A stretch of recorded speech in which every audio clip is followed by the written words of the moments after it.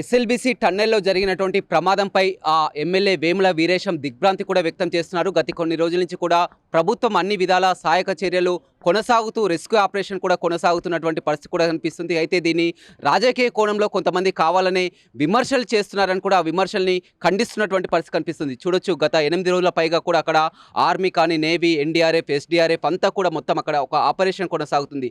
కానీ బీఆర్ఎస్ కానీ, బీజేపీ కానీ చెప్తున్నటువంటి ప్రకారం రాష్ట్ర ప్రభుత్వం విఫలమైంది, సహాయక చర్యలు అందించలేకపోతున్నటువంటి విమర్శలు చేస్తున్నారు. ఏమంటారు? ఆ ఘటన జరగటం అనేటువంటిది బాధాకరం. ఆ ఘటనలో చిక్కుకుపోయినటువంటి కార్మికుల కుటుంబాల రోదన కూడా చాలా హృదయ విదారకరమైనటువంటిది. ఇట్లాంటి సందర్భంలో ప్రతిపక్షాలు, సమాజంలో ఉండే ప్రతి వ్యక్తి కూడా ఆ కుటుంబాలకు ధైర్యాన్ని ఇవ్వాలి, అండగా నిలబడాలి, ఆ కుటుంబాన్ని ఓదార్చాలి, ఆ కుటుంబాలకు ధైర్యం చెప్పాలి. ప్రభుత్వం చేస్తున్నటువంటి ఒక ప్రయత్నానికి సహకరించాలి. ప్రభుత్వం చేస్తున్నటువంటి మంచి ప్రయత్నాన్ని, గొప్ప ప్రయత్నాన్ని వాళ్ళు స్వాగతించాలి. కానీ అట్లా కాకుండా దాని మీద విమర్శలు చేయటం, దాని నుంచి రాజకీయ లబ్ధి పొందాలనేటువంటి ఆలోచన చేయటమే అది దివాలాకోరు, రాజకీయ దివాలాకోరు విధానం అవుతుంది. లేదు అది రాజకీయ అవకాశవాద విధానం అవుతుంది. లేదు ప్రజల పట్ల, ఇష్యూ పట్ల వాళ్ళకు ఏమాత్రం చిత్తశుద్ధి, నిజాయితీ లేనటువంటి అంశం అవుతుంది.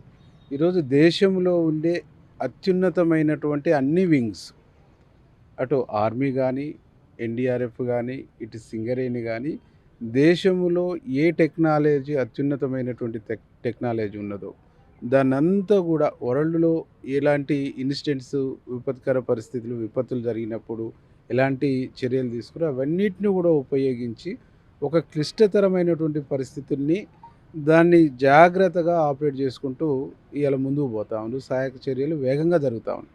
4 షిఫ్టులుగా దాదాపు వందలాది మంది ఆడ పనిచేస్తున్నటువంటి ఒక పరిస్థితి ఉంది. మా మంత్రులు ఉత్తమ్ కుమార్ రెడ్డి గారు కానీ, మా కోమటిరెడ్డి వెంకరెడ్డి అన్న కానీ, అక్కడ జూపల్లి కృష్ణారావు గారు కానీ 24 అవర్స్ దాని మీదనే కాన్సన్ట్రేషన్ చేసి దగ్గరుండి పనిచేస్తూ ఉండు. నిరంతరం మా ముఖ్యమంత్రి గారు దాన్ని పర్యవేక్షణ చేస్తూ ఉండు. కేంద్రం నుంచి సహకారము కోరిండు. కేంద్రం సంబంధించినటువంటి ఆర్మీని పంపించింది, అనేక రకాల వింగుల్ని పంపించింది, అనేక రకాల టెక్నాలజీని పంపించేసి జాగ్రత్తగా అంటే చేస్తున్నటువంటి కేటీఆర్ కానీ, హరీష్ రావు కానీ పదే పదే ఆ కాళేశ్వరంలో మేడిగడ్డలో ఒక పిల్లర్ కూలితే దాన్ని కాంగ్రెస్ రాజకీయం చేయొచ్చు, కానీ ఇంత పెద్ద ప్రమాదం మేమెక్కడ రాజకీయం చేస్తున్నాం అన్నట్టు విమర్శలు చేస్తున్నారు. 100% రాజకీయం చేస్తారు. కేటీఆర్ గారు ఫస్ట్ ట్విట్టర్లో ఏం పెట్టిండు, దిగ్భ్రాంతిని వ్యక్తం చేయాలి, సహాయక చర్యలు ప్రభుత్వం చేయాలి, ఆ కుటుంబము ధైర్యంగా ఉండాలి, మనోధైర్యంగా ఉండాలి, ప్రభుత్వం కూడా వేగంగా చేయాలి అని చెప్పేసి వ్యక్తపరచాలి. కానీ కాళేశ్వరం కుంగిపోతే మాట్లాడిర్రు, ఇంకోటి మాట రాజకీయ విమర్శలు చేసిండు, రాజకీయ కామెంట్స్ చేసిండు తప్ప మానవీయ కోణంతో తన ఒక మాట కూడా మాట్లాడినటువంటి దాఖలాలు లేవు. అప్పుడు కాదుగా ఇప్పటి వరకు కూడా మాట్లాడినటువంటి దాఖలాలు. హరీష్ రావు గారు ఆడికి పోయి గేట్ కాడ షో చేసి మా మంత్రి ఉత్తమ్ కుమార్ రెడ్డి మీద ఆరోపణలు చేసి వచ్చిండు, మా మంత్రి వెంకరెడ్డి సార్ మీద ఆరోపణ చేసి వచ్చిండు తప్ప ఆయన చేసింది శూన్యం.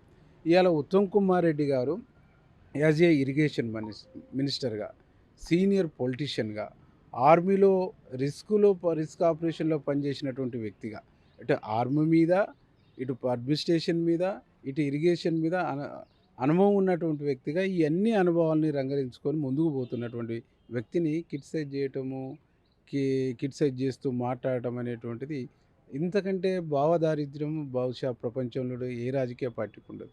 ఇలా బీఆర్ఎస్ పార్టీ భావదారిద్ర్యంలో కొట్టుమిట్లాడుతుంది. అంటే వాళ్ళని ఎవరు నమ్మే పరిస్థితులు లేరు, విశ్వసించే పరిస్థితులు లేరు. లైవ్లో ఉండాలంటే ఆ ఫ్యామిలీలో ఆ ముగ్గురే మాట్లాడుతారు తప్ప ఇంకో పర్సన్ మాట్లాడతారు. ఆ ముగ్గురు యొక్క అహంకారము, హాంభావానికి ఈ ఇన్సిడెంట్ను వాళ్ళు చూస్తున్న కోణం ఒక నిదర్శనం. ఉదాహరణకు బీఆర్ఎస్ గవర్నమెంట్ చూద్దాం. కాళేశ్వరము సొరంగం కూలిపోలేదా? కాళేశ్వరం నుంచి చేస్తున్నటువంటి సొరంగం కూలిపోయింది, దాంట్లో కూడా మనుషులు చచ్చిపోయారు. వాళ్ళ పీరియడ్లోనే శ్రీశైలం సంబంధించినటువంటి విద్యుత్ ప్లాంట్ పేలిపోయింది. అక్కడ ఉండేటువంటి కార్మికులు రక్షించండి అని చెప్పేసి కిటికీల నుంచి మొరబెట్టుకుంటున్నా రక్షించలేనటువంటి ఒక స్థితిలో ఆనాడు గవర్నమెంట్ ఉంది. కనీసం ఏ ముఖ్యమంత్రి ఎవరో ఆనాడు పోయినటువంటి కానీ దాఖలా వారు చెప్తున్నారు, ఇంత పెద్ద ప్రమాదం జరిగితే సీఎం రేవంత్ రెడ్డికి ఎన్నికల ప్రచారానికి పోవచ్చు, కరీంనగర్ హెలికాప్టర్ వేసుకొని ప్రమాదం జరిగిన స్థలానికి ఎందుకు రాలేకపోయాయని కూడా చెప్తున్నారు. ఇలా ప్రమాదాన్ని మా ముఖ్యమంత్రి గారు పర్యవేక్షిస్తుండా, మా ముఖ్యమంత్రి గారు ప్రమాదాన్ని సీరియస్‌గా దాన్ని పర్స్యూ చేస్తూ ప్రమాదం నుంచి ఆ కార్మికుల్ని బయటికి తీసుకురావటానికి ప్రయత్నం చేస్తుండా లేదా అనేటువంటిదే ముఖ్యం. ముఖ్యమంత్రి గారు ఇటు పోకూడదు, అటు పోకూడదని డిక్టేట్ చేయటానికి అంటే వాళ్ళెవరు? మీరు గతంలో ఫామ్ హౌస్‌కే పరిమితం అవుతున్నారు. కేసీఆర్ ఫామ్ హౌస్ నుంచి బయటకొస్తలేరని మీరు కూడా విమర్శలు చేశారు కదా! 100% మా ముఖ్యమంత్రి గారు ఆడికి పోవటం ద్వారా అక్కడ కొంచెం పని చేసుకుంటున్నటువంటి వాళ్ళకు వెసులుబాటు తగ్గుద్ది, సమయం వృధా అయితదనేటువంటి దాంతోనే అక్కడికి వెళ్ళట్లేదు.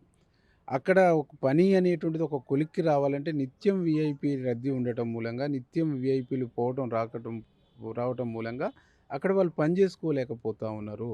వీఐపీల రద్దీని తగ్గించండి. వీఐపీల రద్దీని ఎంత కంట్రోల్ చేస్తే మేము అంత వేగంగా పని చేసుకుంటాము. వీఐపీ పోయినప్పుడు ఈ ట్రైన్‌లో అక్కడి దాకా లోపల దాకా వీఐపీ పోవాలి. ట్రైన్ లోనకు పోయి రావటానికి ఒక గంట, గంటన్నర టైం వృధా అయితది. అంటే రోజుకు నలుగురు వీఐపీలు పోతే 4:30, 5, 6 గంటల టైం వృధా అయితది కదా! కాబట్టి మా ముఖ్యమంత్రి గారు ముగ్గురు మంత్రుల్ని, మొత్తం అధికారులను అక్కడ పెట్టేసి, ఇటు సెంట్రల్ సంబంధించినటువంటి రిస్క్ చేసేటువంటి డిపార్ట్మెంట్స్‌తోని, ఇటు రాష్ట్రం సంబంధించినటువంటి సింగరేణి లాంటి సంస్థలకు సంబంధించినటువంటి ఇయన్నిటిని నిత్యం కోఆర్డినేషన్ చేసుకుంటూ ఫామ్ హౌస్‌లో ఇంట్లోనే కూర్చోలే. ఇటు ప్రభుత్వ కార్యక్రమాలను చేసిండు. యాస్ ఏ పొలిటికల్ పార్టీగా పొలిటికల్ కార్యక్రమాలు కూడా చేస్తాడు. దాంట్లో తప్పేముంటది? రైట్. మరోవైపు జిల్లా రాజకీయాల విషయానికి వచ్చినట్టయితే నిన్న మాజీ మంత్రి జగదీష్ రెడ్డి చూడడం జరిగింది. కాంగ్రెస్ పార్టీ సంవత్సర కాలంలోనే పూర్తిగా విశ్వాసాన్ని కోల్పోయింది. పంటలు ఎండిపోతున్నాయి, మొత్తం గొర్రెలను మేపుతున్నారు, వేలాది ఎకరాలని కంటతడి పెట్టుకుని ఏడుస్తున్నటువంటి పరిస్థితి మాజీ మంత్రి జగదీష్ రెడ్డి. నాకైతే కళ్ళల్లో నీళ్ళైతే కారినట్టు ఏం కనిపించలేదు. సెట్ తడవలేదు, తుడుచుకున్న కర్చీఫ్ తడవలేదు. అంటే అది యాక్షన్ అంటారా? అది దొంగ డ్రామా. 10 సంవత్సరాలు నువ్వే మంత్రిగా చేసినావు. ఎందుకు ఇరిగేషన్ ప్రాజెక్టులు పూర్తి చేయలేదు?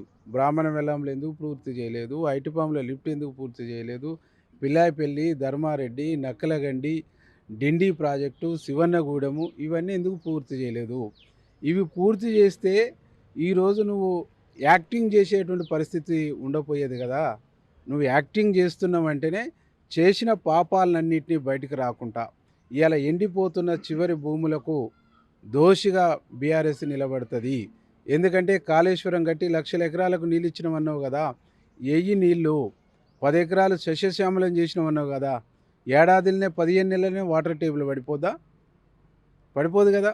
నువ్వు నిజంగా చెరువులు నింపి ఉంటే, నువ్వు ప్రాజెక్టులు పూర్తి చేసి ఉంటే వాటర్ టేబుల్ అనేటువంటిది ఎందుకు డౌన్ ఫాల్లోకి వెళ్తుంది? ఆనాడు వర్షాలు వచ్చినాయి, వర్షాలు వచ్చినాయి, కొంచెం గ్రౌండ్లో వాటర్ పారింది కాబట్టి దాన్ని చూసి మేము అద్భుతాలు చేసినాం అనేటువంటిది చెప్పుకుంటూ వచ్చారు. అప్పుడు వర్షాలు వచ్చినాయి కాబట్టి 10 లక్షల బోర్లు వేసారు, 10 లక్షల కొత్త పంప్ సెట్లకు పర్మిషన్ తీసుకున్నారు. 10 మూలైన 30 లక్షల ఎకరాలు సాగు వచ్చింది. కానీ మీరు చేసిన అద్భుతాలు, మీరు చేసినటువంటి ఇది లేదు. కాళేశ్వరం సంబంధించి ప్రాజెక్టు ద్వారా ఇచ్చినామంటారు. గతంలో స్థిరంగా ఉండేటువంటి ఆయకట్టుకి ఎంత ఇచ్చారు? కొత్త ఆయకట్టుని ఎంత మీరు క్రియేట్ చేశారు అనేటువంటిది మీరే 10 ఏళ్ళు గవర్నమెంట్లు ఉండరు కదా, లెక్కలు ఉంటాయి కదా.